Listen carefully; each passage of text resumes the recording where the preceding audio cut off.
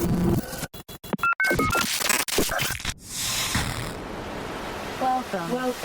to the Man Room. Welcome to the Man Room.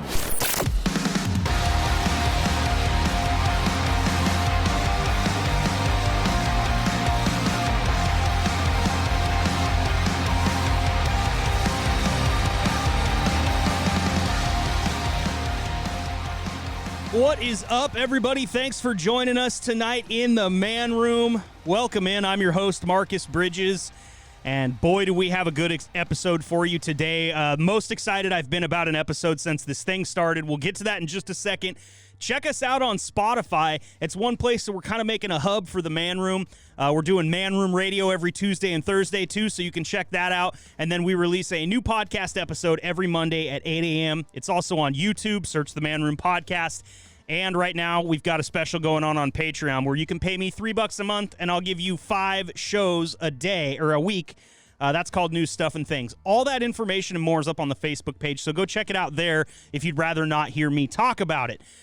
Without further ado, I just want to kind of set this up a little bit because I've got 2 very special friends with me today, and the whole origin for this podcast came about one day when I was texting some of my best friends, my golfing buddies, my tailgate buddies, my college buddies, about what I wanted to do here. And I just thought, you know what, we all have really interesting conversations, and I think that we could make a podcast out of this. So the original idea for the Man Room podcast was me in the Man Room talking to my friends. And this is actually the first episode where I'm not bringing on a comedian or a radio personality or anything like that. I'm talking to a lot like Carl. I'm talking to friends of mine.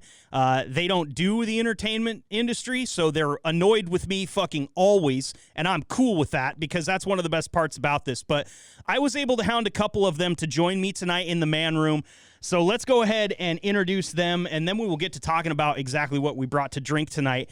The first guy I've got is sitting right here with me. He's only the third guy to be in the Man Room in person, which is really cool. Glad to have you. Very sad that we're having you under the circumstances that we are because Jared, who is sitting here with me, my best friend in the world, you're moving away from where I'm at, and you're moving to where we used to be, and you're going to the other side of the state, which is Oregon. So this is kind of our last hurrah. We might get really drunk tonight on this podcast and not be able to air it, but whatever. Welcome, Jared. Thanks for hanging out in the Man Room. Thanks for having me, bud. How's the move going? It's strenuous and miserable. Yeah, you're moving about what is it, like 6.5 hours away from where you live now? Yeah, as the Ford drives. Yeah, that's about right. Yeah, so it's lots of stuff to move. Going back to Enterprise, Oregon, which is our hometown where we grew up in to raise your son. How old's the boy now? He is 6 and a handful. 6 and a handful. And I just found out you're coaching T-ball with my sister, right? Apparently so. Yeah, yes. well, that's what happens. I just found that out too. So that's what happens, dude. Welcome back to Allowa County, where you get volunteered for things that you didn't even know you wanted to do. Jared, thanks for joining us in the Man Room tonight. Over Discord, we've got another one of my best friends in the world who came to join us to say goodbye to Jared. Taylor, thanks for joining us in the Man Room tonight, dude. Hey, thanks for having me. No problem. I know it's a little bit late. Taylor got in touch with me this morning and said that your dog was up in the morning at like 5 a.m. barfing. Is everything okay? Yeah, I think she's fine. We went antler hunting. It's a little activity I like to do. It's called shed hunting. We go walk around the woods and basically just let the dog run around. I usually don't find anything, but every now and again I come across an antler, and the dog eats grass, and she decided to deliver that said grass onto my floor at 5 a.m. Oh, nice of her, man. What a nice little wake-up call. It's got to be nice, though, to have a dog barfing at 5 a.m. rather than a kid, right? Yeah, but nothing gets you out of bed faster than hearing that down at your feet. Oh, was she sleeping on the bed with you? She was just down on next to the bed on the ground. Oh, okay, all right. Yeah, that's a little bit scary, man. I'm not into that. It's happened to me multiple times. I have 2 corgis, and you guys both know them, Detective Elliot Stabler and Lieutenant Dan.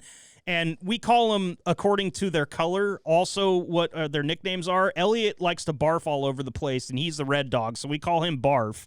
And Dan's black, and he shits everywhere, so we call him Poop. So we've got Poop and Barf, and they're appropriately colored. But they do kind of run our lives, and we're constantly cleaning up after them. So I understand, Taylor. While we're talking dogs, before we get to talking booze here, Jared, you are the proud new owner, haven't taken custody yet, but the proud new owner of an absolutely adorable chocolate lab that is going to be a fucking tank. That thing is, the dad, it looked like a goddamn moose.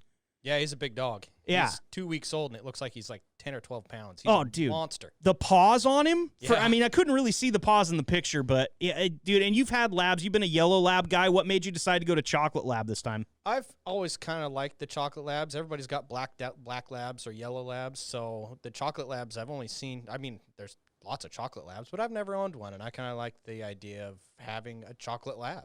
Some of the coolest labs I've ever met in my life have been chocolate labs. Not that I should qualify that. Every fucking lab I've ever met's been the greatest dog in the world, but the chocolate ones have something special about them. I think that's because you don't see as many of them. Yeah, maybe. It might be just the fact that I don't know, it seems more manly to me. Every chocolate lab I've seen, they've got bigger chests.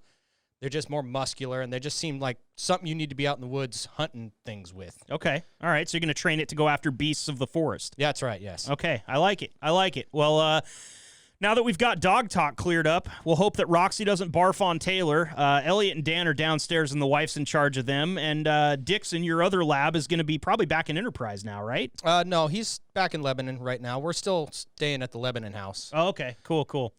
Well, let's get to one of the most important things about the Man Room podcast, which is kind of funny. I've had some, I don't want to call these people out by name because I don't know if they're listening, but I've had some like people close to me in my life that have told other people close to me in my life, like, are you concerned that Marcus's podcast has so much to do with drinking? And it's like, I hope not, because that's what we're doing up here, and nobody's going to fucking change that. This is my room. This is where I keep all my adult toys, my drum set, my beer fridge, and my blood pressure cuff. And I've said that over and over and over again. If the blood pressure cuff has to be up here, we're drinking, okay? Because that's just the way that I see it. So as always, we like to feature what we're drinking tonight. I actually started out a little bit low octane tonight because I was worried that maybe this thing, I mean, it's full disclosure, it's 9 o'clock when we're recording this, and Jared and I are kind of having our last hangout before you move hours and hours away. So this could go off the rails. And I brought nothing but a Coors Light in my first mug here. I do have some Vicious Mosquito IPA, and I've also got some White Claws just in case I have to incrementally increase where I'm at. So I'm fine over here. I have a zip-up cooler, a little cooler down here. I've got my bong, got my weed, I got my bong here. And so I'm set. But Jared has like a full bar in front of him right now, and I'm sure that Taylor has some exciting stuff to tell us about too. So Jared, what's in front of you? I went kind of light at first. I got a 10-barrel pub beer because I just like the pub beer for some reason. It's good lager. Nice. Yeah. And I've got the Guinness from Dublin, Ireland, which is my favorite beer of all time. And I've got myself a bottle of Jameson Stout Edition that I really like. I like their Stout and their mix editions better than just the regular straight Jameson. I don't know why. It seems smoother. Stout. So is it like they age it in stout barrels or something? Let me see that. Yeah, they aged it in a stout barrel. That's quite the step up there. Might as well just start out. Well, see, Taylor, I cleared my schedule. I know that this is a work night for you, but Jared's unemployed. I'm unemployed. This is a bottle of whiskey that's probably going to disappear tonight. So he is correct. Yes, that's why I brought it. I don't plan on taking that back. I'm going to recycle that can in the garbage. God damn, that's good, right? That's not okay. So it's not the best whiskey I've had on the show, but it's the second best. Only because somebody brought a 12-year Bull Run Pinot barrel aged whiskey in here, and it was just a tiny bit sweeter on the back end. But I really like that. That's some good shit. Shit, that's a $30 bottle of booze right there. That's nothing special. I love it. But it's Jameson good. Irish whiskey, the Stout. What is it? Stout aged? Stout edition. Yeah. Stout edition. They have an IPA one too that I don't like. Oh, Taylor, did you know they have an IPA one? Good. I didn't even know that was a thing. Jared got this diversion to IPAs, and you're one of our only friends that doesn't in like our football watching friend group. One of the only guys that's kind of like adamantly not wanting IPAs. So it's nice to have you around because most of the other people that have been on this podcast have been drinking IPAs or some type of scotch. And, I'm always pretty much drinking IPAs. So it's nice to have the change of gears in here. And I know you're a Guinness guy. I've watched you drink more Guinness than I care to count. So that's good for you. What does it do for you? Makes you drunk. Okay, I was going to say, Jared's favorite catchphrase is to say that a drink puts hair on your chest and lead in your pecker, and I was really expecting him to come with that. So I didn't want to do that because you got enough hair and pecker juice. Well, the things that you'll find out on the Man Room podcast. I am a virile 36-year-old man. There's no question about it. Taylor, what did you bring to drink tonight? I am drinking 10 Barrel Profuse Juice. I think they just called it, I think it's just a regular IPA, but it's very hazy. Maybe it's a hazy IPA. I'm actually not sure. I have a keg of it, so I don't actually have the label to look at. It's always the downfall with when Taylor's drinking on the podcast, which we'll get to that in a second, but you've always got a keg of something, and so it's like you never really run the risk of running out during the podcast, which is great. I love it. I need a keg up here. I really do. My wife doesn't think so, but I do. He's rubbing it in our faces, what he's doing. I got a keg of it. Yeah. Good luck getting a keg up those stairs. I can barely get it out of my car into my fridge. They are not light. They aren't, man. But I'll tell you something about up here, and I talked about this a couple weeks ago on the podcast. I got a wild hair up my ass a few weeks ago and got that queen-size hide-a-bed couch that's been up here in the man room for the last 5 years. And I moved that son of a bitch down the stairs and out into the garage all by myself. Oh, my God. Yeah, it took a hand truck, and I had to take a nap afterwards, but I got it. It fits through the door by half an inch, and I remembered that the hard way. I had to take the feet off of it. But anyway, it was my feat of strength for the year, so I'm done, which is nice. Full year. Get it out of the way early is what I say. First financial quarter. Did you nap on the couch that you moved after you're done, or halfway down the stairs maybe? Actually, I napped on the couch. Yeah, I put it out in the garage. It was nice and cool out there. It was perfect. However, there is a giant sweat stain on it now. So I had to drop the price a little bit. But you know what pisses me off worse is I had the thing sold on Facebook, the Facebook Marketplace, and then the bitch no-call, no-showed on me. I drove the goddamn thing all the way out to Junction City, which means I also loaded it in my fucking truck by myself.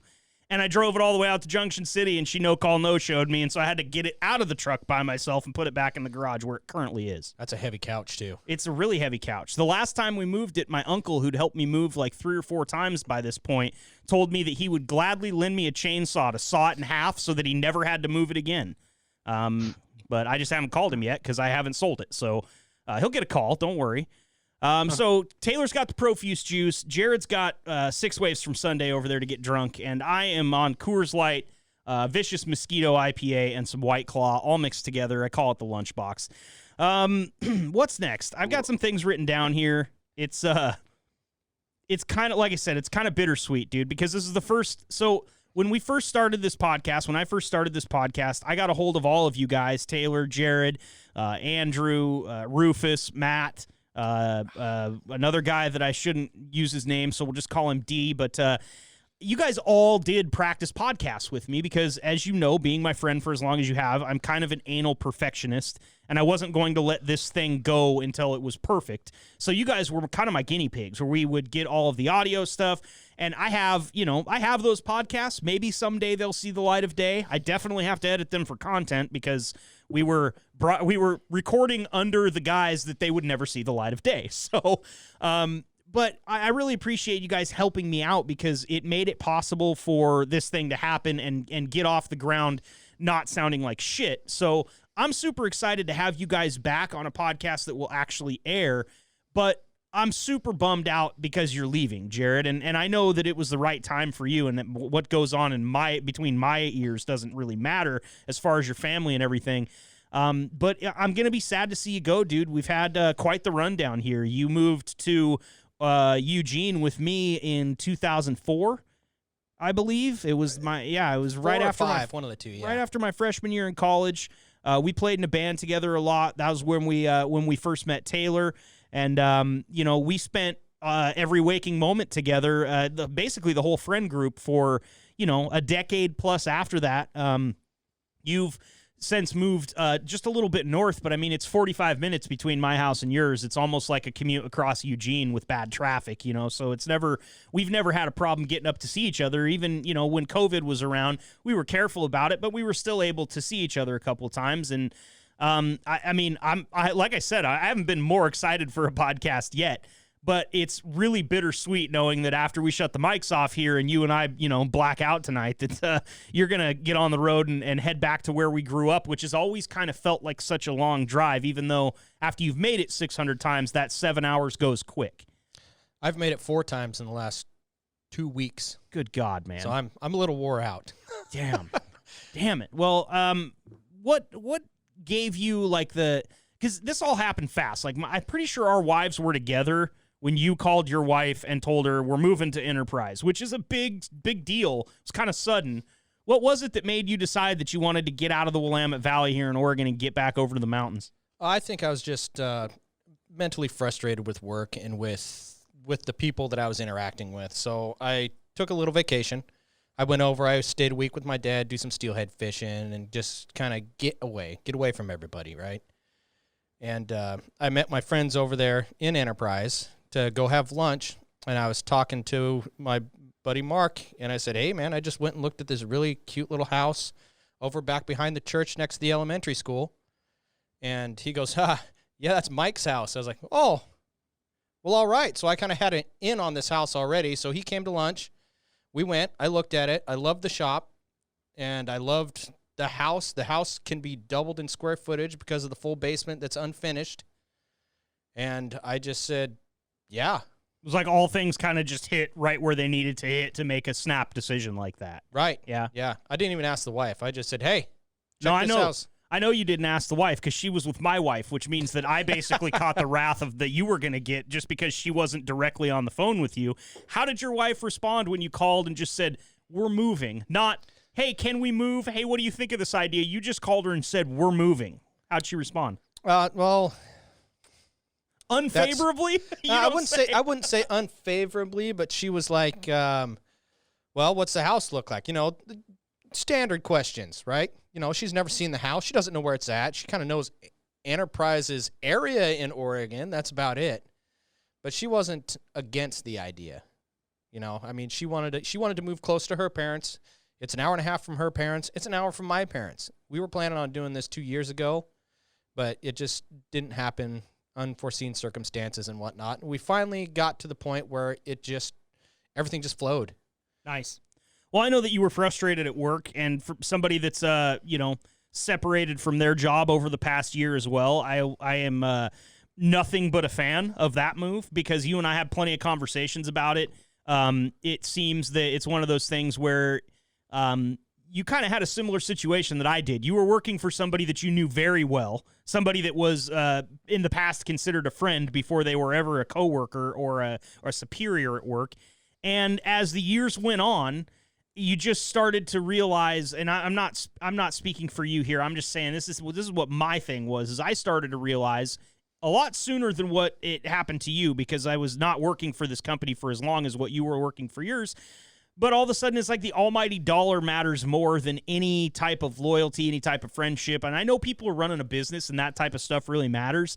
But when you get into that business and you're working under the guise that, hey, we're all a family here and we love each other and we stick up for one another and we have each other's backs. And then when it finally comes time that you're not the guy that has to have everybody's back, you need somebody to have your back once. It's like you fucking ran over somebody's foot with a dually. And that really doesn't fly well with me. And I know that that maybe it's not always the best decision to just up and leave your job, especially if it's a good job. But I got to tell you something that 2020 really opened my eyes to, and that was that this life is not getting any longer. It's short by every sense of the fucking word.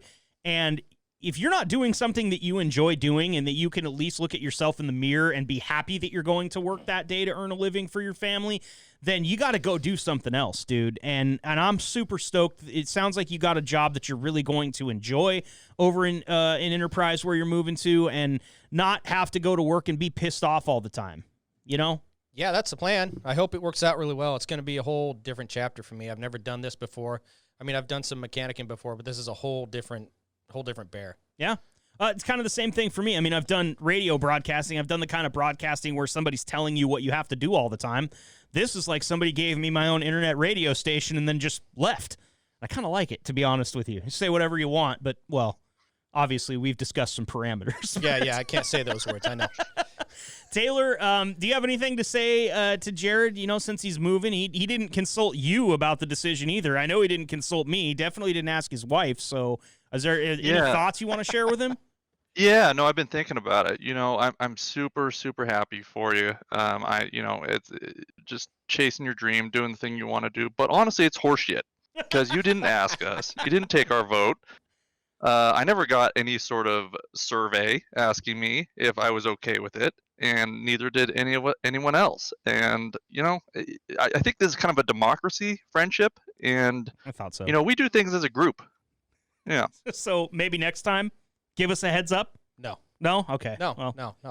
that's fine. I mean, I guess the only thing that could happen is he's going to leave Enterprise and move back over here, which means if he just shows up on our doorstep once again, it's going to be just like old times. Won't really be anything different, right, Tay? No, that'd be great. That's fine. Well, if I do what I did this time again, it'll probably just be me. Yeah, because your wife will have left you. Yes, that's correct. Yeah, and taken the kid and both the dogs and probably the house. Yeah, and my truck. Okay. Her name's on that too somehow. So basically what I just heard Jared say is sooner or later I'm going to have to fucking put that pull-out couch back up here. Yep.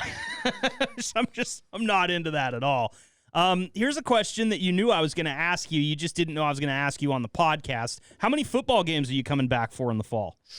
Ooh, I don't know, man. I'm a T-ball coach now, and that's a full-time job, buddy. Well, excuse me, you're a T-ball coach under the general manager, which is my sister. So I'll call her and have a conversation. We need to get you some T-ball vacation. We could do that. She sponsors the team. She sets the goddamn schedule. She does the whole thing, man. She's fucking George Steinbrenner. I get it, but I got to get out there on that recruiting trail, man. I got to get those kids in the team, get them in the locker room. I kind of am bummed out for them that they just have to play now, just like they play now like our parents used to play, where they don't necessarily have mascots anymore. They're playing like their Farmers Insurance. That's their team name. They're the Farmers Insurance, and they've got that on their shirt and everything. I got to play, and I know that you guys are going to think that this is amazing, that I'll say that I was happy to be on this team. But when I was playing T-ball, I played for the Beavers. And I am a Duck fan, so that didn't work out very well, but there were no Ducks in the league. There was a team called the Midgets, and they can't do that anymore. So They call them the wee folk now. But the other choices were the White Sox and the Yankees, and who the hell wants to play for either one of those teams? So I went with Beavers. Not that I had a choice. I was 6. I was on the Senators. Oh, I remember the Senators. Yeah. The Senators and the Midgets always had a problem with one another. I don't remember that. I do. Were you on the Midgets? Is that one hell of a ride? No, I wasn't. Now, this is going to be tough, but I'm going to say it appropriately because, look, this was back in, I was 6. It was 1990. Yeah. That word hadn't been, we didn't understand what it meant at that time to the people. And so there was a little person. Oh, I remember him. On that team. And even at 6, Taylor, I looked at it and went, he can't like that. He can't be just okay with it. But they ran with it the whole year. And he was good. It's T-ball, man.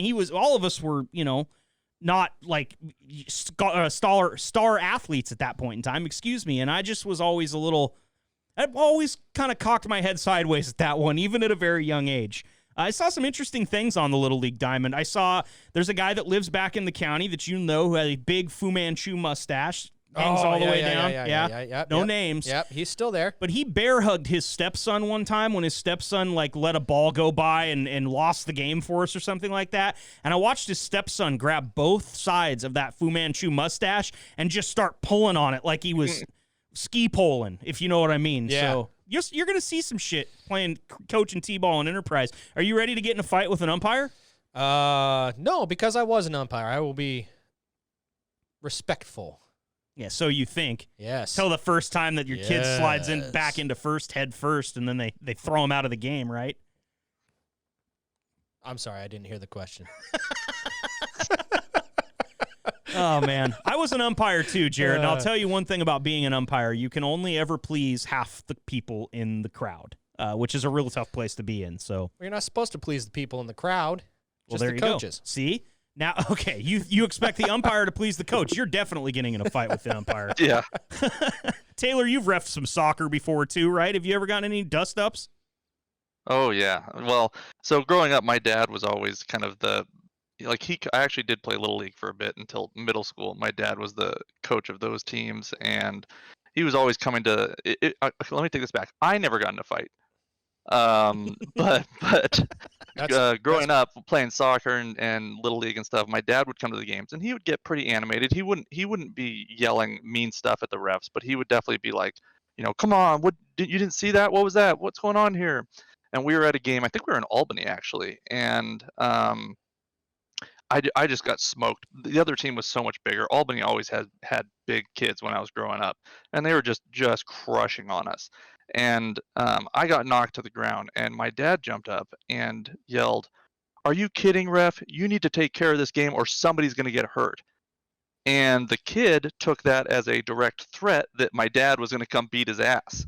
And that was not what he meant. He meant just take control of the game because somebody's going to get hurt from getting hit. Because what he would have said was, if you don't stop that kid, I'm going to go out there and kick his ass. That's what the kid thought. That's what the kid thought. So he went and told the ref, and the ref went and told my dad that he was about to call the police on him for threatening the kid, and my dad had to go sit in the car and wait till the end of the game and stuff like that. And he's not like, my dad's not a fighter. Like, he's not one who's going to get into it with anyone. But it was just, he felt so embarrassed, and it was so bad. I've played rounds of golf with your dad, and you've of course been around him in many other circumstances. But I'll just use the round of golf to say, like, I never saw him get more escalated than like a 3. And I never saw him get less escalated than like a 3. Like, he's the most level-headed guy out there, and to know that he got into a little bit of a dust-up with the ref or with an umpire is actually like really surprising to me. Just knowing your dad, and also knowing you. You don't strike me as a guy who's going to be chasing like the soccer ref up and down the field when your daughter's playing or anything like that. She's probably hasn't started sports quite yet, has she? No, not yet. She just turned 5, but she did learn to ride a bike this week, so that's where we're at. Okay, so if she's out there on the motocross track and some kid brushes up against her or gets the whole shot, you might have to go out and stick a stick in his spokes, is what you're saying? Yeah. Well, like I said, I umped some baseball. I actually umped high school baseball, which is a little bit different animal than Little League, and not because the sanctions are different and stuff like that, and the people that run the league are different, just because parents in high school sports get a lot more committed all of a sudden, because that's the last step. Like, your kid is either going to keep playing sports or he's going to stop playing sports and play rec league sports. And it was actually a parent from Lebanon, believe it or not, from where you're from right now, Jared. And it was a Marist High School. I think it was like a C team or a JV game. It wasn't a varsity game. So, it's like middle of the afternoon on a Monday. It's like 3 p.m. on a Monday, and this kid from Lebanon is out there just scorching fastballs by all these kids from Marist. And as I am wont to do from time to time as an umpire, I adjusted my strike zone a little bit because the kid was not throwing anything other than just straight heat. He was throwing it right down the gut every time, and he was blowing it by every kid. And so I thought, this kid doesn't need help on the corners. He doesn't need help up or down. He doesn't need me to give him the knees and give him the letters. He can hit the zone just fine. Well, somebody noticed right off the bat, and I think it was the kid's dad, because he got into my ear in the 2nd inning, and he did not fucking stop until finally in the 5th inning. I had to say, I was a lot younger at the time. I think I was only in my mid-20s, and so I was just starting out in radio. I wasn't the type of person that would just turn to somebody and tell him to shut the fuck up like I am now. But I turned around to this guy, and out of nowhere, it's just like all of a sudden my umpire voice came alive in me, and I went, "Hey, you want to watch your son finish the game?" And he just kind of looked at me, and I went, "Button it!" And he didn't say a word for the rest of the game. But I'll tell you right now, you want to feel the power between your legs, dude. Threaten to kick somebody out of the grandstands while they're watching their kid. I've never felt more empowered in my life. Plus, I had all this gear on, so it's like even if he tries to fight me, I've got pads and a helmet and all. Like, he can't even kick me in the shin. You can go full on turtle, just lay on the ground. Yeah, I've got a cup. He can't kick me in the nuts. Well, he can. He's gonna hurt his foot. But no, man, it'll be exciting for you, coaching T-ball. That's great. You knew that was coming with your boy, like you said, 6 and a handful now. I think it's awesome. It's been fun to watch the little dude grow up, and I can't wait to see all the pictures and the videos from T-ball games, because I know he can throw. He's been throwing since he was born, I'm pretty sure. Yeah, And, he's getting better. He's actually a pretty decent hitter. Is he? Yeah. Yeah, well, you've always had him out there swinging bats and golf clubs and everything else out in the backyard, so. He was drilling tennis balls with a little dowel the other day. He was bullseyeing womp rats? Yeah, it was really ridiculous, really. I threw the ball and he hit it, and I was like, whoa. Can't believe you hit that. Well, definitely keep us abreast of the situation. If you'd like to send us some updates as far as Marshall's T-ball schedule is concerned, we can update the people that listen to the Man Room podcast. Oh, all right. Give them a score update, how Farmers Insurance did against Willow Mountain Electrical or whoever they're playing next week. Yeah, we'll call them Framers Insurance or something like that so we don't get sued. Hey, no, we're going to call them Farmers, and I'm going to call the general manager of the team and ask for some goddamn advertising dollars, okay? I'm out here getting people out to buy the concessions. Pay me! Pay me! I'm trying to monetize this bitch. So, Taylor, I want to get to the next topic here, which is something I know you've talked to Jared a little bit, but just a little peek behind the curtain for our text thread. Jared is the guy that doesn't, like, Taylor and I will both text you a paragraph. Or it might be in multiple text messages, but at the end, you'll put it together and it'll be multiple sentences with transitions, and punctuation and all the capitalization correct and spelling checked. And we'll spend 5-10 minutes crafting that perfect text message and send it off, and which time we'll get a text message back from Jared that says something like, sure, or yeah. So Jared's a very one word, one phrase type of texter compared to juxtaposed to Taylor and I, who are, novel kind of texters. Me probably worse than Taylor. But Taylor asked a very important question here a couple weeks ago in the text thread, Jared. I don't know if you remember this, but he is wanting to pick your brain a little bit about a very delicate medical procedure. I'm not going to say anything else. Whoa. I'm just going to let Taylor talk to you about it because you've been through it. He's going to go through it. I never have to have it, so fuck you guys. But please, Taylor, take it away. Yeah, so I don't know what it is. When I was growing up, anything medical was not a big deal to me. Getting a flu shot, no big deal. I got my leg broken in half, literally in half. Tib fib, full fracture in soccer. And didn't the it first break thing I from? said, Didn't it break from the top to the bottom? Like it actually split the entire bone down the length, not like broke it in half, like in the middle. no, it was broken in half in the middle. Oh, like, okay. Lift my leg and it turns 90 degrees at my shin. Ah! And Makes my butthole and while I was laying there, like I was just like, I'm going snowboarding in a month. Is this gonna be good? And they're like laughing at me in the ambulance. Anyway, so ever since then, and maybe it was then, I don't know what the spawning point was, but I've gotten worse and worse when it comes to anything medical happening to me, to the point where even when I've had a cortisone shot because I had some tendonitis in my elbow, and just watching them put the needle in, I had to sit on the table for like 20 minutes because I was going to pass out. It's gotten bad where I'm like not good with medical stuff, and I need to get a procedure done that you are very versed in, a little snip to make sure there's no extra Taylors running around. So Taylor's staring down the barrel of a vasectomy, and all I can say is if that needle was that bad, your first prostate exam is going to be a fucking nightmare, dude. You can start practicing now with your own and get it over with. So, Jared, you had a vasectomy when? How long ago? Oh, man. Let's see here. 3 years ago. 3 years ago. And Taylor, you're thinking about getting yours when? Soon. Every time I think about it, I get woozy. So, you girl. So, well, not exactly. By definition, he's a man if he's going in to get this procedure. So, you got to call him something different. I didn't want to be mean. You resident of the United Kingdom. That's tame enough, right? I think so, yeah. So, what advice Savage. are you going to give him, Jared? And how did yours go? First, walk us through what happened at yours, and then tell us what advice you would give Taylor after the experience. Oh, this is going to be a fantastic story. Okay, so I walk in just to figure out who I need to go to get this done, because in Lebanon, Oregon, there's not a lot of options. They have the hospital there, but it's not the best. Springfield has a beautiful hospital, good doctors, good bedside manner. They're great. Corvallis, same thing. Lebanon, not so much. So I went into my family doctor. He's not, it's a family doctor, but he's my doctor. And he goes, well, I don't do that sort of thing, but our doctor here does. And he comes in, and the dude, he's probably not 70, but he looks like he's 70, right? And he goes, oh, yeah, I can do that. We scheduled it, and everything was all hunky-dory. I show up the day of the procedure. I was a little nervous. You know, I wasn't sweating or anything like that. But it was... I'm sweating now.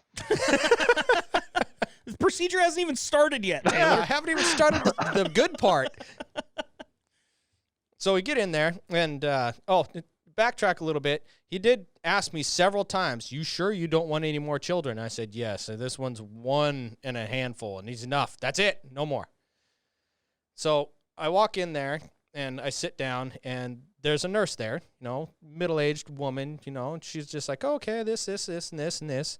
Doctor comes in. He goes, do you mind if we have a student observe the procedure? I was like, oh, yeah, that's fine. That's hunky-dory. This gal walks in, and she's like a 9.5.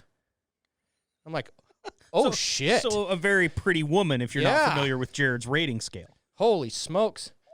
And so I lay down, and he pulls my dress up, and he tapes my dong onto my belly. He tapes it. Tapes it. Shaft, belly button. Scotch tape or? I don't know what kind of tape he used, Taylor. Jesus. It was Gorilla Glue.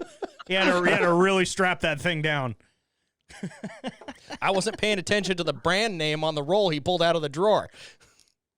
He's like, I have this left over from Christmas. So he gets going, and first off, he takes the needle. You're going to love this part, Taylor. And he sticks it in the sack. And then he uses the plunger. Okay?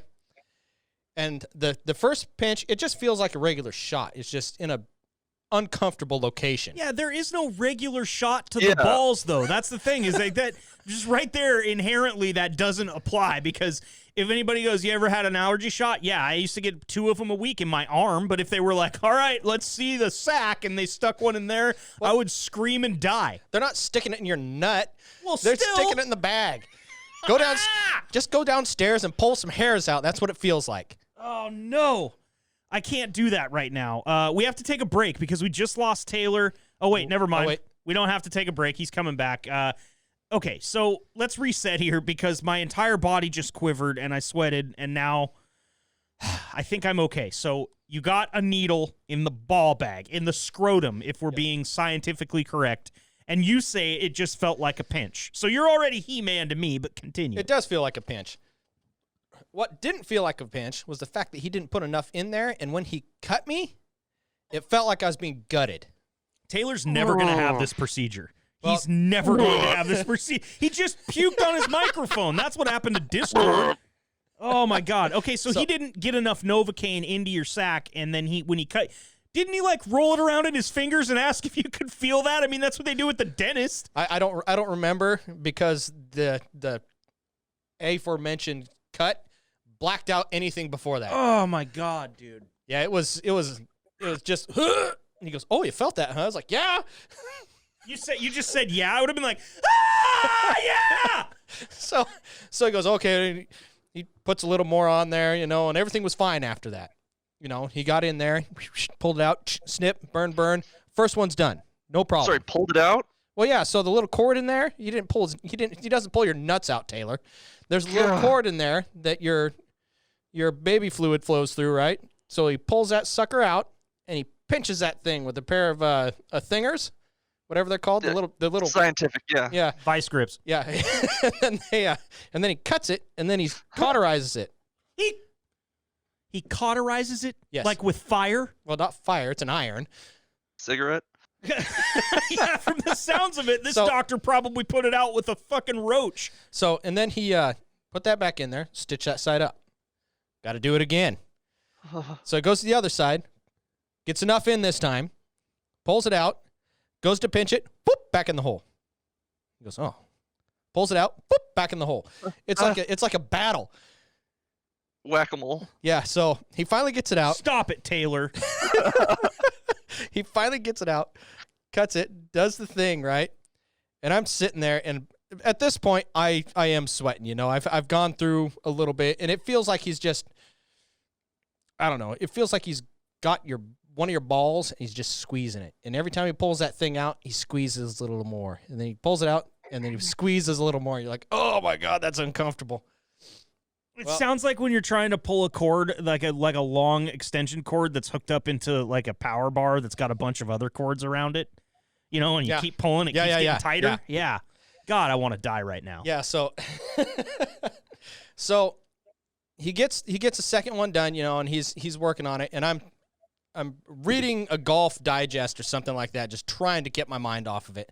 And I'm looking at these three people, and I say, you know, I really appreciate you two gals being here because, you know, it really helps keep my mind off of what's happening. It is a little weird that all of you are looking at my beanbag right now, though. So you told a joke that they've heard 17,000 times to this point. Well, no. See, the doctor starts laughing while he's got my junk in his hands. He has to stop. No. He has to stop and pull his hands back because he's laughing. Yeah.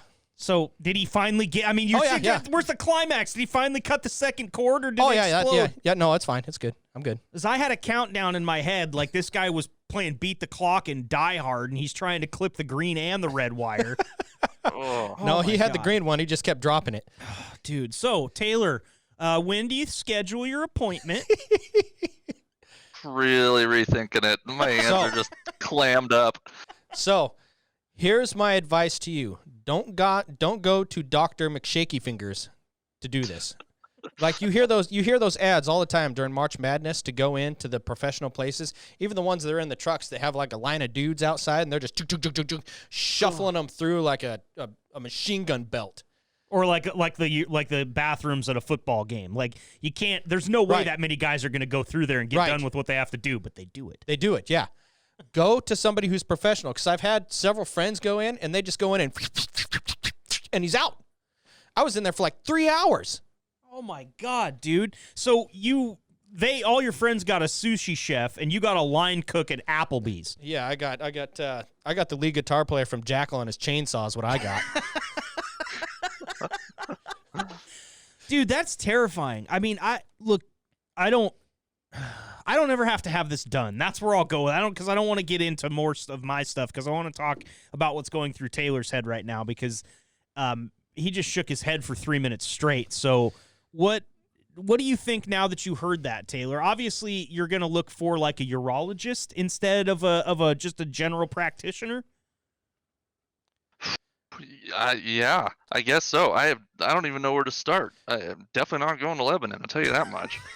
Well, nobody's ever expected the town named after an impoverished country to have a real great hospital, but that's just my observation.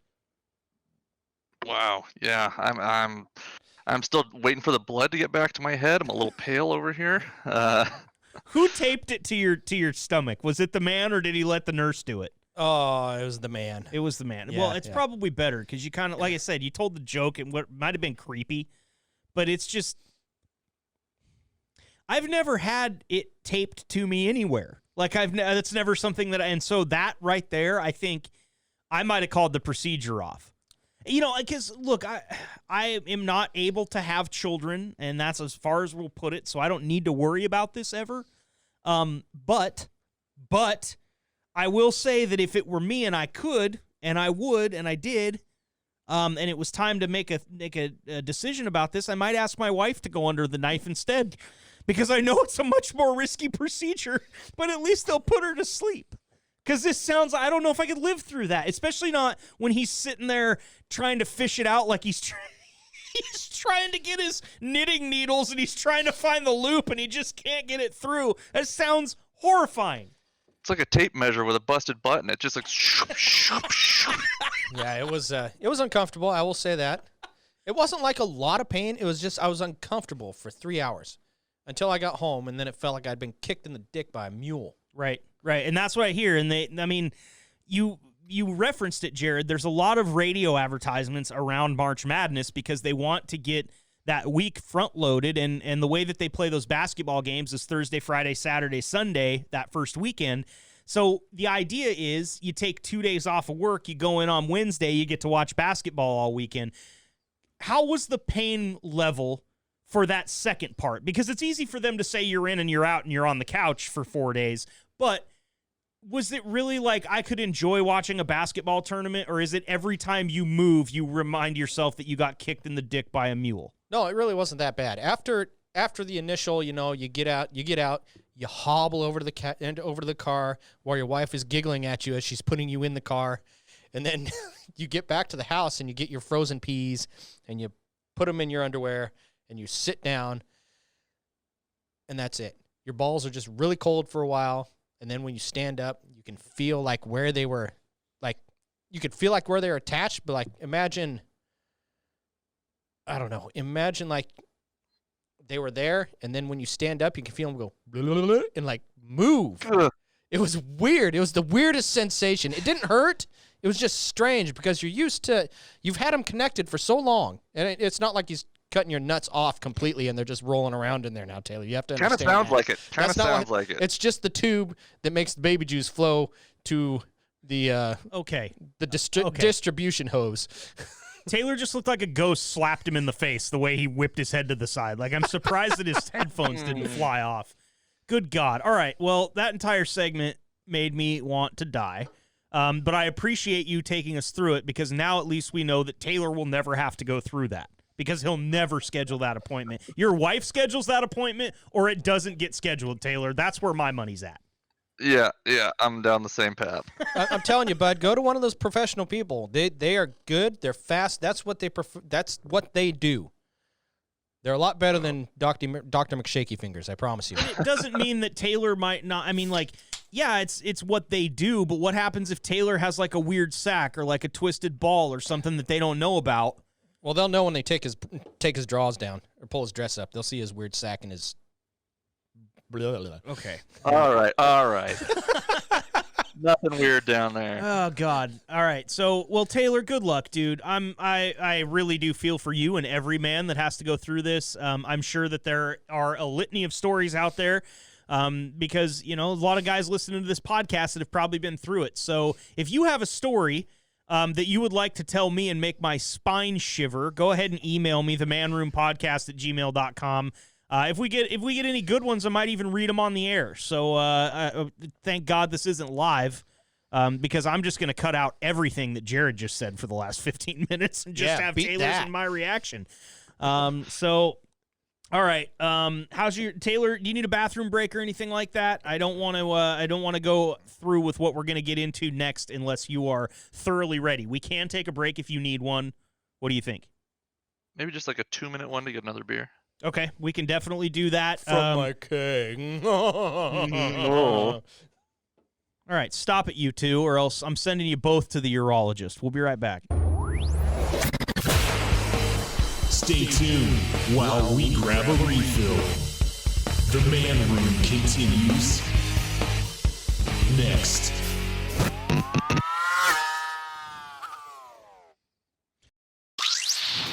Welcome in to the Man Room.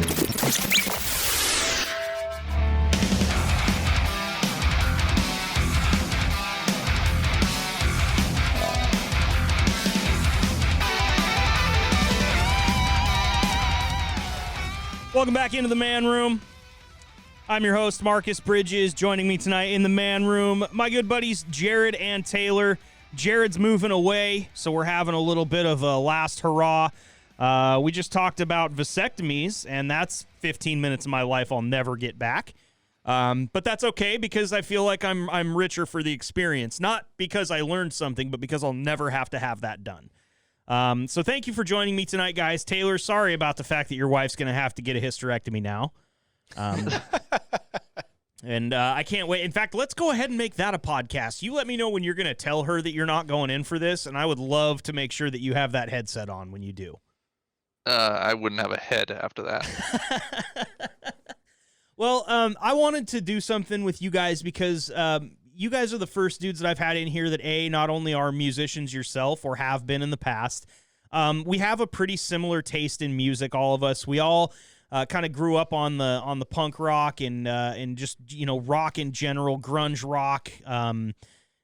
Taylor and I both are really into pop punk. Jared, I know you are too. We all had that skate punk influence, and so I asked you guys coming in to put me together 2 Mount Rushmores, which I wanted to know. And what a Mount Rushmore is, you only get 4 choices because there's only 4 heads on that mountain, I think. Unless did Trump, was he able to finance getting his head carved into that mountain? I don't think the paperwork's gone through yet. Okay, well, good, because it's going to really drop off the tourist numbers, I think. But anyway, 4 of your favorite bands, and when I say 4 of your favorite, I guess I'm saying 4 of the favorite, because the stipulations here were that you get the whole catalog from this artist to listen to for as long as you want, whenever you want, but you can't have any other music besides these 4 artists. So this is the rest of your life, and you're really going to have to cruise on listening to that stuff forever. I know that it was a little bit tough for you guys. I know that this is probably unlike anything that you've ever done before, and thanks for doing it for my shiny new podcast, because I think it's going to be interesting. And Jared, since you're so excited still about the vasectomy stuff, I'm going to start with Taylor. This is pretty tough. I kind of went with an approach of taking 2 classics and kind of 2 newer bands, just based on what I've been listening to for the past like maybe 10 years and then 20 years. I'm sure we're going to have some crossover here because I'm sure you guys are going to list some of the same bands, but I picked NoFX and Blink-182 for my 2 kind of classics that I could listen to. I mean, they have such a huge discography that I could just listen to all their stuff all the time and never get tired of it. But then I picked 2 kind of more recent bands that are pop punk. A band called Neck Deep and Waster, or WSTR. I don't know really actually how it's pronounced, but I like both those bands a lot, and they're still putting out awesome music. So I know that I have some good stuff coming out that I haven't listened to before. It's tough because, I mean, for the rest of your life, that's if that's all you can listen to. Yeah. But yeah, I went with 2 new, 2 old. I mean, to be fair, it's a long time so long as you get a vasectomy. If you don't get a vasectomy, it's probably going to be short for you, so you can put wherever, whatever you want on here. Right. Yeah. Short timetable. Yeah. So, Waster, I had WSTR. I know I always call them that too whenever I see it come up, but you're one of the only people I know that's really been pushing that band for a while now. Neck Deep is a lot of fun. You actually showed me those guys as well. And, of course, NoFX and Blink-182. Those are 2 hard ones. You could definitely feel like there's going to be some crossover from me on that one, especially because of my my Blink-182 flag that's hanging in the background right now. But I'm going to surprise you with mine, but I'm going to make Jared go first because it's my podcast. Oh, okay. So, Taylor, we almost had crossover, but I scratched out NoFX and put the Beastie Boys in instead. Oh, that's an interesting take right there. Yeah. Beastie Boys. It's a good catalog, but more than an extensive catalog, it's a super catchy catalog that just every one of them's a hit. Right. And well, they're not necessarily all a hit, because on Hello Nasty they did a lot of different stuff, not just the rap and stuff. They played a lot of their own instruments. They played a lot of different genres on that album. And they started to do that as they got further along in their careers. They were all actually really talented musicians. So the other bands I have on here, I have Bob Marley, just because he is very calming to me, and I love his music. You need a little bit of that influence in your life where it's time to settle the fuck down. Right. And one of my favorite bands of all time is Green Day. They've got a huge catalog. They're still putting out new music, even though some of it sucks. Questionable at best. Yeah. But they were going to evolve sometime. I mean, Billy Joe could only be Billy Joe for so long before he ends up getting, arrested and has to spend too much time in the clink in his 40s. Yeah, you can't spit on 17-years-olds when you're 40. No, they don't like that. And you can't do anything that you used to get to do at the iHeart Music Festival. Right. So that's definitely not going to happen. But still, a really good catalog that probably goes 10 albums deep before it ever hits any of that questionable material. Right. Which is a lot like what, Taylor's selection in NoFX. NoFX goes, 10, 12 albums, 13 albums deep before they ever really hit something that you're like, nah, it's okay, but it's not old NoFX. So, obviously, two really good decisions there. You know, waiting to make my list until you guys were telling me yours has been very detrimental to all my favorite bands so far. But continue, please. All right, We're through. so wait, let's reset. You did Beastie Boys, which was a huge surprise. Right. Bob Marley, which was another huge surprise. Green Day, which I would have guessed probably first or second for you. Who's the fourth one? A band I've been really into here the last year and a half or so. They're a Celtic band, and I think they're out of Chicago, called Gaelic Storm. That really surprises me. They are awesome, man. I am just, when I listen to them play, it just lifts my day every time. You feel like you've got your happy band, which is your Gaelic Storm. Right. You've got your two catalogs that you can trust forever, Beastie Boys and Green Day. And then you've got kind of your settled down, don't hit anybody music, which is Bob Marley. Right. Okay. All right. Well, you know, I had a lot of stuff floating through my head the entire time when I was coming up with my Mount Rushmore because I knew it was going to be a little bit tough with the three of us all. Like, we could put on any one of our playlists right now, and all three of us would be happy with it. I told you I was going to surprise you because I think that I found the loophole in my own rules, which I didn't think about until last night late, and I wrote it down. The rules were you get that artist's entire catalog, that band's entire catalog, right? So I am going to choose as my number one, which will surprise no one once I tell you, Travis Barker. Okay, so Travis Barker's catalog includes everything Blink-182's done past Dude Ranch.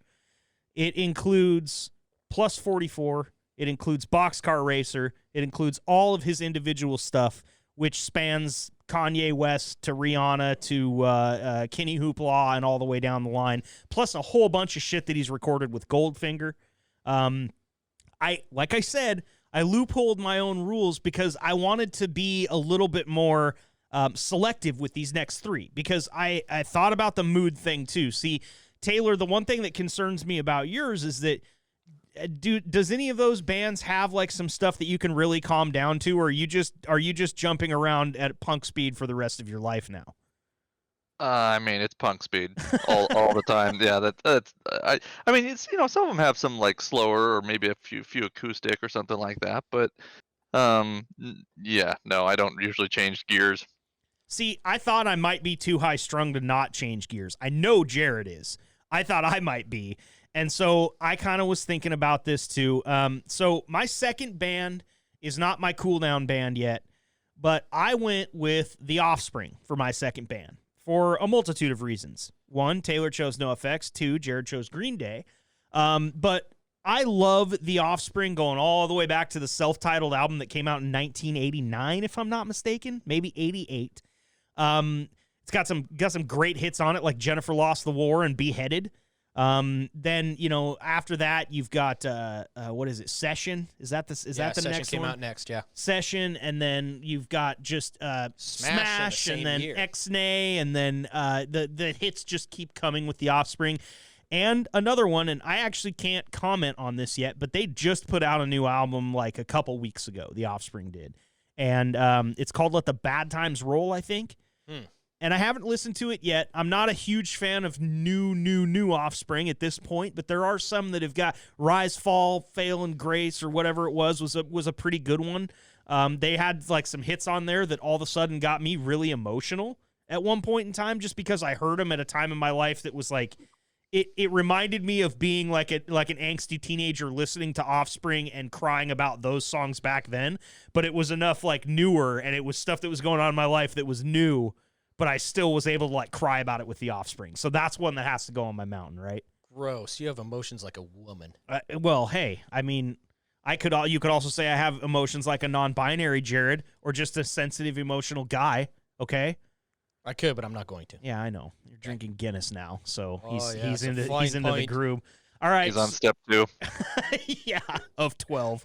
I've already gotten into the whiskey. You know who I want to have that you guys are probably not going to expect, and this one came to me once again very recent, and I think it was because I put on one of their albums and I listened to the entire thing, and I think I'm going to loophole it again. No, I'm not going to loophole it. I don't want to confuse people. For my calm down stuff, I'm going with Dire Straits. Oh, I thought you were going to go with the Eagles there for a second. There. Man, the Eagles were one that came up really close to Dire Straits. I like the Eagles. Their catalog's definitely more hit heavy as far as like radio friendly hits, and it is huge. But there's something about that CD Brothers in Arms with Money for Nothing and The Walk of Life and Sultans of Swing. And, I mean, the hits just keep coming. And Mark Knopfler, I think, is, for my money, one of the greatest guitar players that's ever lived. And I really enjoy watching, listening to him.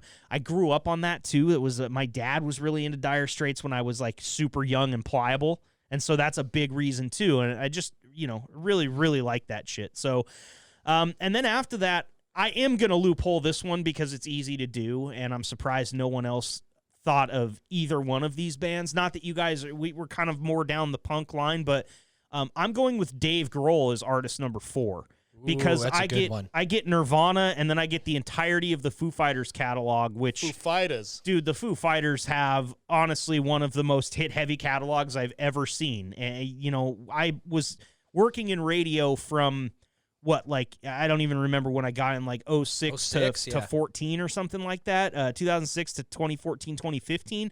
It was every single time that there was a new flush of songs coming out, there was another hit from the Foo Fighters. And it might have been from the same album as the last one, or it might have been from the umpteenth album, because that's all Dave Grohl does is write music. So there you have it for me. Travis Barker, The Offspring, Dire Straits, and Dave Grohl. That Dave Grohl one was a good one. I loopholed it. Taylor, did I upset you by loopholing? Yeah, you're a big cheater. Because I mean, if that's how it could go, I mean, I'd be like Fat Mike. Oh, I get all of Fat Records. Like, well, but he didn't play on all of Fat Records.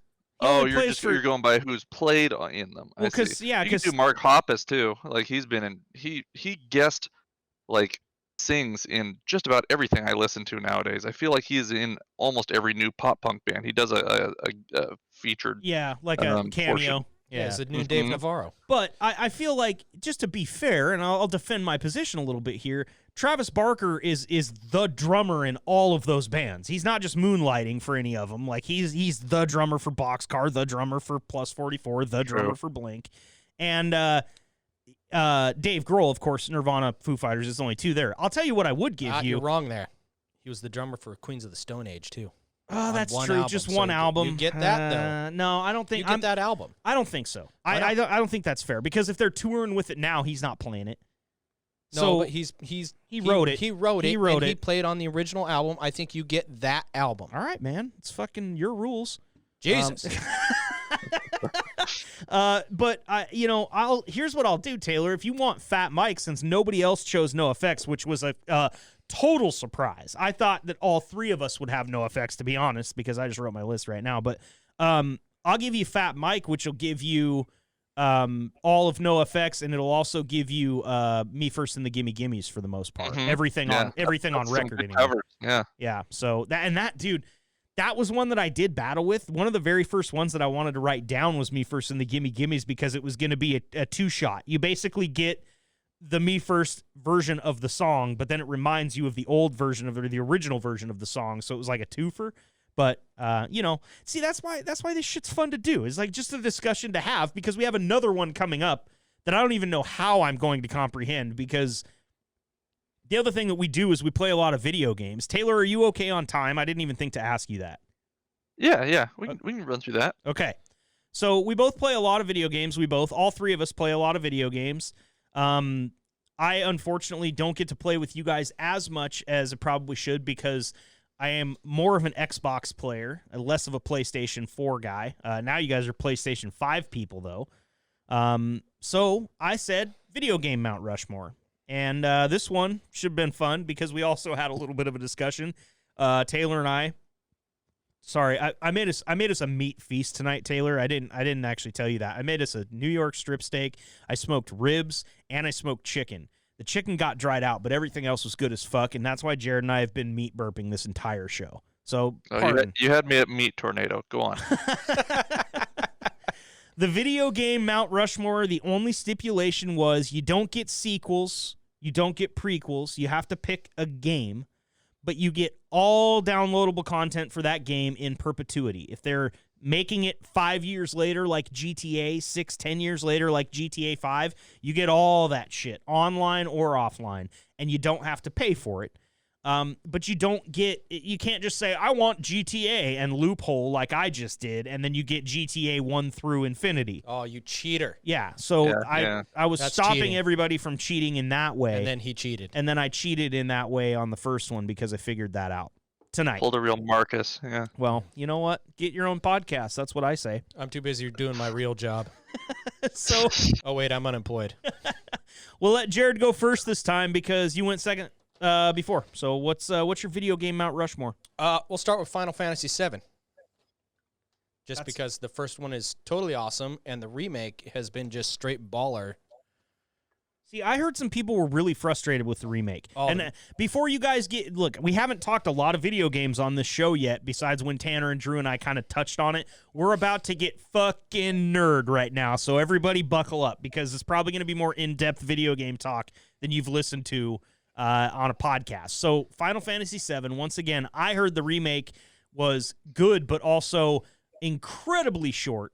Not anywhere near the full game, so to call it a remake was almost kind of a bastardization of the term. How do you feel about that? Well, the original game, I believe, is 4 discs long. So when they came out with this first remake, it was only the start of the game to where they're leaving Midgar. I don't know what that is, so how far through? Like 25%? Disc 1? So maybe 25. maybe not even disc 1. Maybe like 3/4 of the way through disc 1. So Yeah, they're doing it in chunks, right? Yeah, they're doing it in chunks. Disc 2 is coming out next year, I think. okay. Well, at least they're doing that. I thought for a minute this was just like, we're going to call it a remake and cash grab. We're only going to give them 20% of the game, which doesn't sound very Final Fantasy of them, to tell you the truth. That's Well, the honestly, cash grab is. Yeah, That's kind of final. Yeah, that's true. Okay, so, but Final Fantasy VII, as far as Final Fantasy games are concerned, far and wide considered the, or one of the best, but I always hear it called the best. It seems to be, if you're going to talk to a guy that's played any more than 1 or 2 Final Fantasy games, 7 is going to be at the top of their list almost ultimately. Would you say so, Taylor? Yeah. No, I mean, from a full game, start to finish perspective, it's easily a top 5. Okay, so Final Fantasy VII, Jared, moving on. Right. So, Red Dead Redemption. I don't know if I get the Red Dead Redemption 2 or just Red Dead Redemption. Well, you can pick one of them. Okay, then give me 2. You get 2, and then you get all that DLC for 2. Yeah, as give well. me 2, because I played I don't know how many hundreds of hours in that, and I could go play it right now at my house and be locked in for 10 hours. Dude, it's a good game. I mean, there's no question about it that story was so engaging and so deep, and the way that it just kind of gave you the entire landscape to go do what you will. There was certain places that you couldn't get to, but pretty much if you wanted to take your horse and ride up into the mountains and unlock the entire map right off the bat in the section that you were in, you could do that. And I've always loved that when games give you that freedom to really take off and go get kicked in the teeth over and over and over again before you realize that you're not ready for this yet and you need to go do some things. Right, that game was so awesome. Every time I got into it and started playing, I was in for 6 hours at least. So if you haven't played Red Dead Redemption 2 yet, first off, what the fuck is wrong with you? And second, spoiler alert, did you get the good ending or the bad ending? Were you a good Arthur and you got to die in the sunset, or were you a dickhead and Micah killed you, beat you to death? Micah beat me to death. Dude, you're like the first person that said that. I don't know anybody that got that ending. Really? Yeah. Oh, yeah, I got beat to death by Micah. What, were you just running through killing townsfolk and horses and shit? No, I don't know. I don't know where I went wrong. It might have been all the killing. It was probably all the killing. All the robbing and the killing. Yeah, this killing. Taylor, did you get the die by the sunset, or did Micah kill you too? I am actually, and don't worry about it. You didn't spoil anything. I already knew how it ended. I'm not quite done with it because I get so sidetracked in that game. Yeah. That's what's great about it. Sort of a spoiler of my own here. That's one of my games that I picked because I can literally, like Jared said, I can play that for hours and just go hunting and fishing and doing all the little side quests and doing all that stuff. those open world games like that, you can just I never get through them. I never get to the end because I don't want to. I'm having too much fun doing everything else. Sure. All right, Jared. So that's 2. Red Dead Redemption 2, Final Fantasy 7. What's next? Fucking Mario Kart. Yeah, dude, it's love on Mario mine Kart, too. man. I mean, it's definitely on mine too. Now the question is, which Mario Kart are we talking? Because there are a litany of good Mario Karts. The first Mario Kart on on Super NES, I still remember playing it to this day. And even after all of the advancement and all of the exciting times I've had playing all the different iterations of Mario Kart, I still would probably, if you handed me a Super Nintendo controller, sit down and bang out some Mario Kart on the original 2-dimensional Super Nintendo. So which version are you talking? I've been really enjoying the Wii one. I bought a Wii not when they first came out, but a couple of years after they came out. Mario Kart was the first game I bought for it. Really? And it's a lot of fun because you get a little steering wheel and you can steer. You don't have to fucking sit here with the controller. You can steer with your little steering wheel, and it's all big fun and games. The boy loves it. Yeah. We have a good time. Oh, I'm sure the boy man, just absolutely loves it. Oh, the little nipper loves it. All right, so we've got Mario Kart, we've got Final Fantasy 7, we've got Red Dead Redemption 2, and the big finish. Oh, I only got 3 games. I couldn't think of a 4th one. Really? Really, yeah. Because you got a stack of games. Like, you know what I got thought a you lot were of going to time say? in those 3 games, though. I know, yeah. You know what I thought you were going to say? Ah. I thought you were going to come in here with some bullshit Kingdom Hearts is what you were going to come at me with. I enjoyed that game, but it wasn't one where I'd put it on a Mount Rushmore. It's the 4th one's to be pending. I haven't found that game yet that really gets me 6 to midnight, and I'm excited about it. Get you taped up to your stomach. Yeah, that's right. Gotcha. Except hard. Well, nobody said you. Okay. Taylor, time for your Mount Rushmore. You look a little flushed. Yeah, no. So let's go ahead and start out with your thoughts on RDR2 if you have any more, because obviously that's on your list. So Yeah, that one's on my list. Like I said, didn't beat it yet. But just because there's so much to do and there's so much fun stuff that you could spend days playing that and not even get through it. I still see stuff on the Reddit for it where people are discovering new things that haven't been found yet. Minor stuff, like they follow a cat around through a town and it literally goes through its like whole life cycle. Like it catches a mouse, goes back to its house, like sleeps in a little room, like does all. I mean, it's insane what people are finding out about that game. The level of detail that's in that. I also love. Before you move on, can we talk about how much fun hunting is in that game? It's like if hunting in real life were as fun as it is in Red Dead Redemption, and I really enjoy hunting, but if it was as fun as it is in Red Dead Redemption 2, there would be no animals on this planet. Everybody would do it because it's just so much fun. Well, they'd respawn immediately. That's You'd true. leave for a half hour, you come back, the damn thing's still there. That's true. All right, Taylor, second. Putting on my nerd hat here, there is a lot of hours you can put into World of Warcraft. That is one and they're still producing expansions, and I haven't even played it for, I don't know, 5 years or something like that. But I know that if I was going to play 4 games for the rest of my life, one of them I could kill a lot of time in is that one. It is so much to do in it. I haven't played that game for 22 years. And it's been out that entire time. Taylor, you're one of the reasons I ever bought it and got into it a little. I never put more than about 5, maybe 10 hours into it, but the reason I stopped is because I could see what was coming. I was just like, there's no fucking way that I don't have the time to get into this. I had a career at the time, and I was worried because of all the time I'd put into all those MMORPGs that came before it. Mm-hmm. Well, you got time now. No, quit it. Because my wife, I have a wife. I have a wife, and she won't be here after that because we already went through that once. So, all right, Taylor. So what's next? I threw on GTA 5. Okay. Just because, just like Red Dead, a lot of time you can put into that and do so much stuff with that. Same vein, any open world game is going to just be an absolute time sink. So it's tough to get bored of that stuff. I mean, it's still like the highest grossing game, I think, in the world, and it still sells like it's never dropped below like $20 or something like that. There's so many like weird stats about it that it's still like one of the highest selling games month over month and stuff like that. It's mind-boggling that game came out like 6 years ago or something like that, or maybe more than that. I don't even know how long ago it was. GTA 5. It's been just under a decade, if I'm not mistaken. 10 or something like that. Is it longer than that? Yeah. Wow. Yeah. I mean, I can't believe. I mean, it came out like right when was it the PS4? Or was it on PS3 too? No, it was next gen. Okay. Yeah. Well, now sort of past gen. But yeah, that's nuts that game is still selling as well as it is. And then the last game on my list, I've only played a little bit of, but I know just from playing it, it's basically adult Legos, is Minecraft. I know that I could easily get into that just from dabbling in it. I'm like, this is a game that I could spend a lot of time in and probably not get bored. I see like full cities, like they reproduce cities from Lord of the Rings or Game of Thrones and stuff like that, and it's just days, like cities built by like groups of people that spend months or years recreating an entire city out of these blocks and components and stuff like that. That just, I'm like, yeah, that if I'm going to do something for the rest of my life, that could be it. That surprises me. I thought, no question, that you would be going with Destiny 2 here. See, that's one thing that I was like thinking about, because like I didn't pick that because eventually that game, because it's online situated, is gonna go away. Yeah, and it's gonna so die.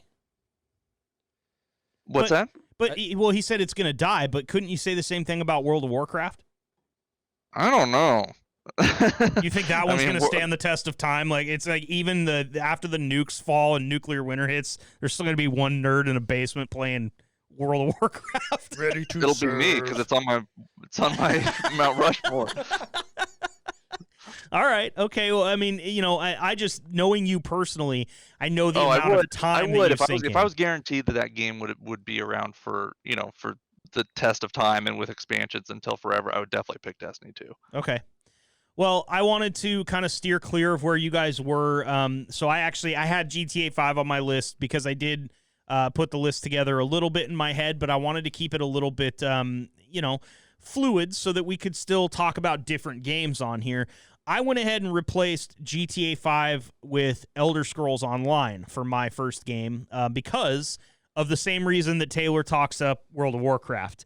Elder Scrolls Online is one of those ones been going on for, I think, 7-8 years now, and they're still, doing DLC almost every quarter. I think they do something every 3 months or so. So I really had a fun time playing that.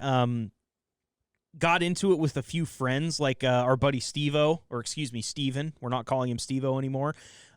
He and I played hours, and I mean hundreds of hours, like too many hours. And that's why I still have the Warcraft discs. I've got a better computer sitting in front of me now than I've ever had before. And I can't put that Warcraft disc in this computer. I won't allow myself to do it. Because then all of a sudden I'll be $10 a month less, rich. Well, let's call it poorer, and I just know that I'll be pouring a bunch of time into it that I don't need to. Especially now that I have two monitors. If I would have had two monitors back in the days when I was playing Ultima Online and Asheron's Call and Baldur's Gate and all these other all these other MMORPGs, you would have never pried me from the screen. And the cool thing about some of these games, which this is not unique to Elder Scrolls Online. I know it happens. But there was some back in the Asheron's Call days, and Taylor, you might have even done this before. People could spend, like, I had a buddy, you know him, Jared, his name's Josh, lived in Hawaii for a little while, worked for my uncle. The dude would put about, 70, maybe 80 hours into an MMORPG character, and he'd sell the son of a bitch on eBay for like $500-600. Oh, I did that. I sold a few. Yeah, which, I mean, look, that sounds like a lot of hours for the amount, but when you realize that if you know the formula for getting your guy to a certain level, and then people will just buy that from you for, I mean, what, Taylor, how much money did you make, and how many characters did you sell? And it was World of Warcraft, I assume, yeah? No. It was Asheron's Call, which was one of the early sort of competitors to EverQuest. And it was one of the games that this is what Josh used to sell his characters on, the guy that Jared and I know about, and I loved that fucking game. Yeah, it was a good one. I just sold some armor and some stuff from that it was like $500. I didn't sell any characters there. Then I played another game called Age of Camelot for a little bit, where I got I got to like almost max level with one guy and pretty high with the second. And I just happened to, I think I was still in high school, and I just happened to run into this guy, and he was in his 30s, and he was like, "Hey, it's fun playing with you. We like got along fine and stuff." And he's like, my wife and I just don't have time to play this game. What would you give your characters up for?" And I was like, "I don't know, $1,000." And he's like, "Okay." And so he paid me $1,000 for my 2 characters. Jesus. That's amazing. And I played, that was one, I said Baldur's Gate, but I was definitely thinking of Age of Camelot. That's another one that I played. That one was really fun. Yeah.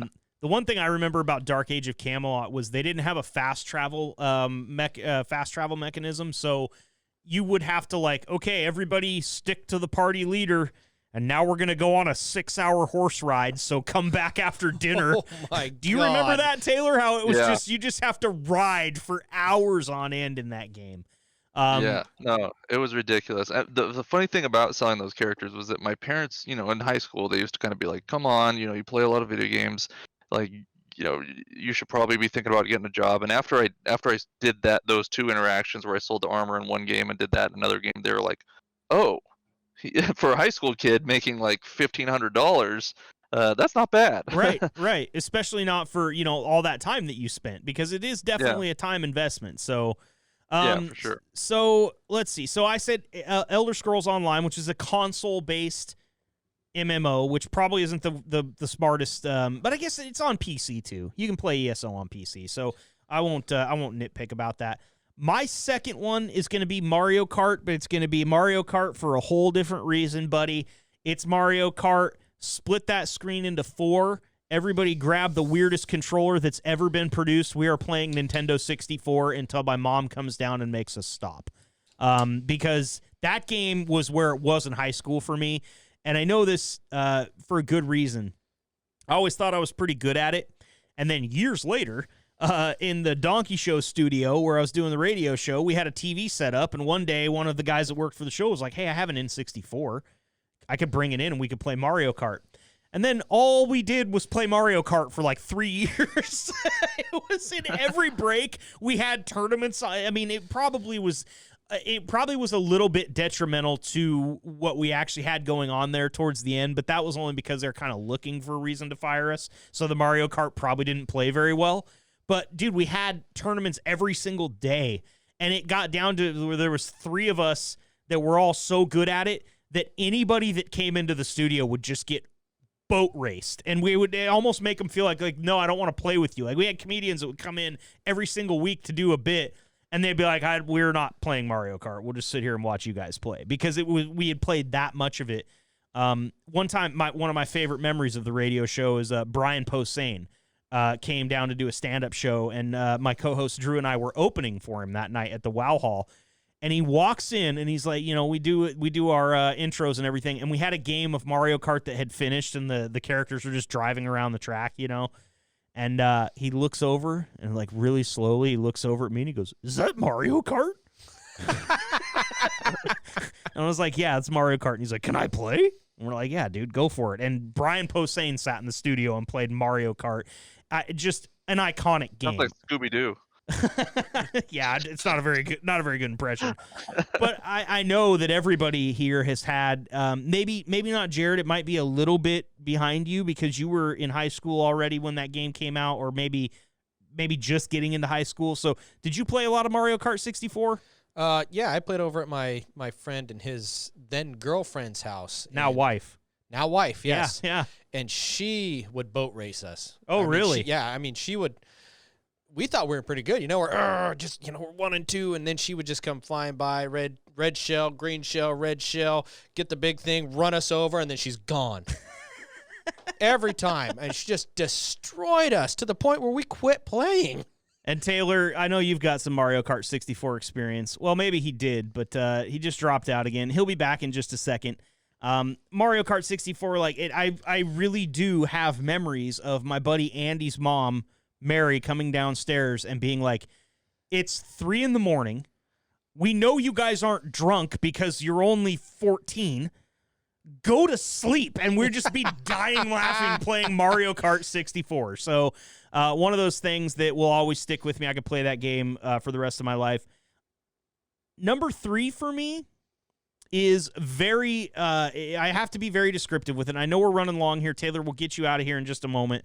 But number 3 for me is going to be Madden 07. Because Madden 07 was like, that was the Michael Vick game where Michael Vick was he was basically the Bo Jackson from Tecmo Bowl. You couldn't tackle him. But we also played a ton of like 3 franchise seasons.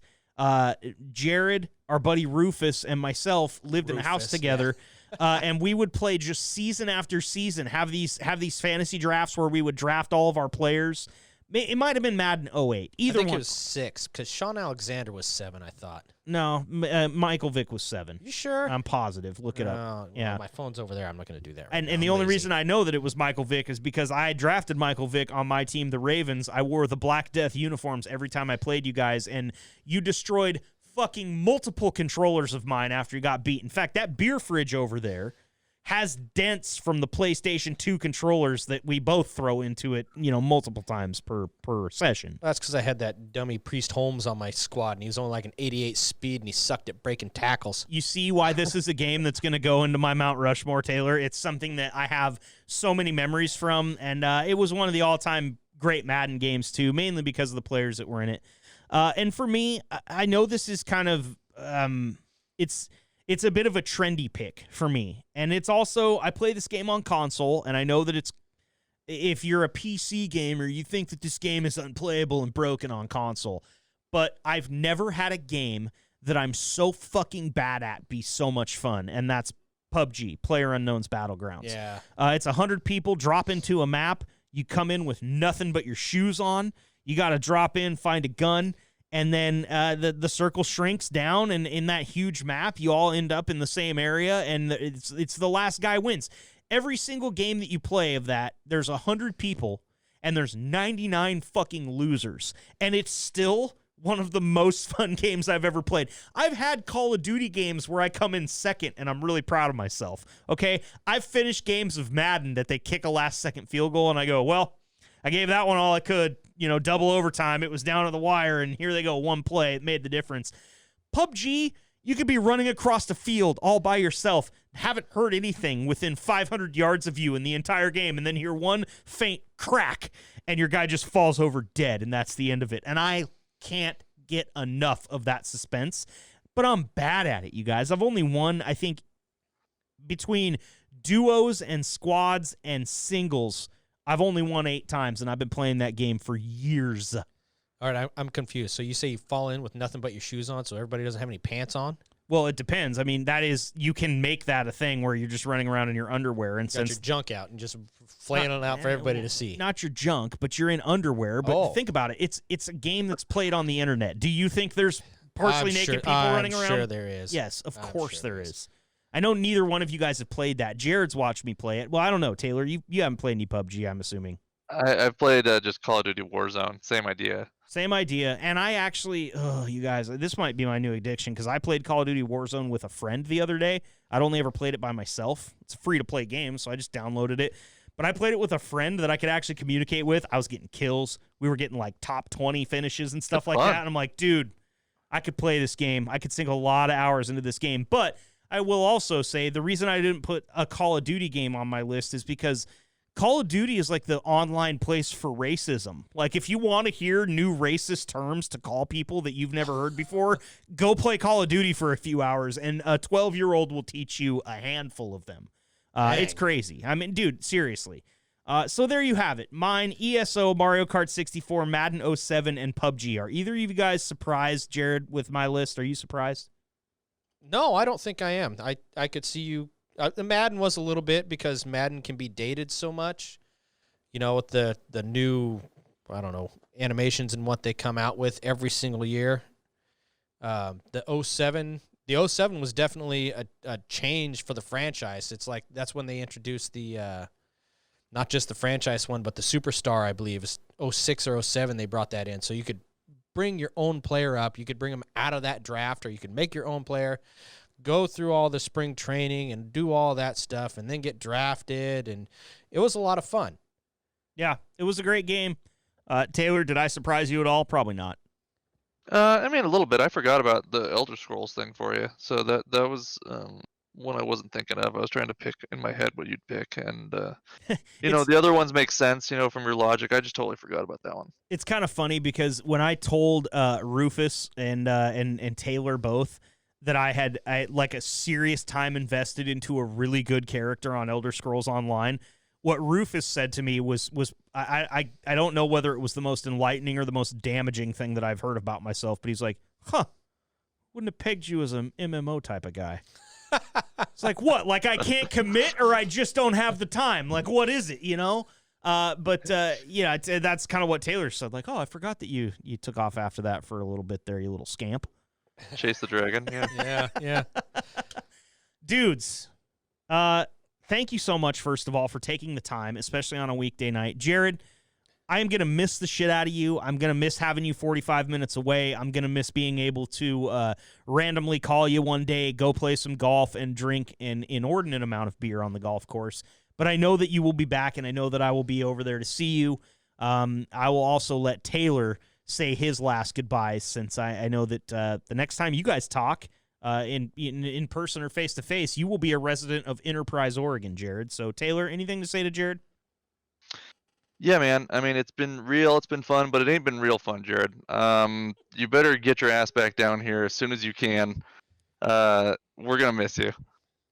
Well, I appreciate it, fellas. It's not really a heartfelt goodbye. It's a heartfelt, I'm just moving a little further away from you guys, 'cause I really don't like either of you all that much. That's why I'm going over there.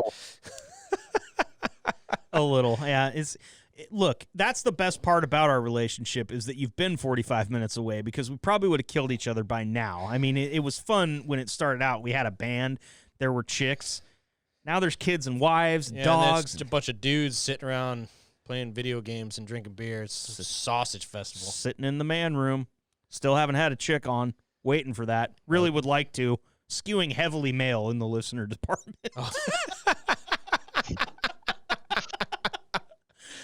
Taylor, thank you so much for coming and joining us tonight, dude. I hope that your dog doesn't barf all over you tonight. Jared and I are going to... Yeah, Jared really hopes that your dog barfs on you. He actually already said that when we were off the mic. Real quick, I do want to ask you this. Taylor, are you keeping track of time? Do you know how long we've been doing this? Like an hour and a half. Well, he just looked at the clock and gave it away. Yeah, I got Jared in a place where he can't see a clock, but hour and a half. It goes by really fast when you're drinking and hanging out with your friends, which is one of the reasons that the Man Room is my favorite place to be. Thank you both for coming on tonight. We will definitely have you both on again. It's the Man Room Podcast. I'm your host, Marcus Bridges, and I'm going to go get drunk. Thanks for listening. And transmission.